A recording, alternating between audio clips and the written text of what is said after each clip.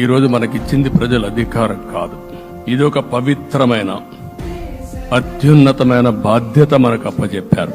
ఈ విషయం అనుక్షణం ప్రతి ఒక్కరూ మనం గుర్తుపెట్టుకోవాల్సిన అవసరం ఉంది. నేను 14 సంవత్సరాలు దగ్గర ముఖ్యమంత్రిగా ఉన్నాను. 15 సంవత్సరాలు ప్రతిపక్ష నాయకుడిగా పనిచేశాను.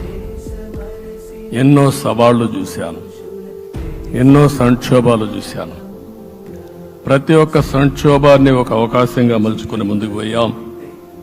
ఈరోజు కూడా మీకు అందరికీ ఈరోజు రాష్ట్రంలో మనం చూస్తే చాలా సమస్యలున్నాయి. నా అనుభవాన్ని మొత్తం తీసుకుని పూర్తిగా మీ అందరి సహకారంతో, మిత్రులు పవన్ కళ్యాణ్ గారి సహకారంతో పేద ప్రజల జీవితాలను మార్చడానికి అనునిత్యం ఆలోచిద్దాం. అది చేసి మన నిజాయితీని, మన కృతజ్ఞతని ప్రజలకు తెలియజేద్దాం.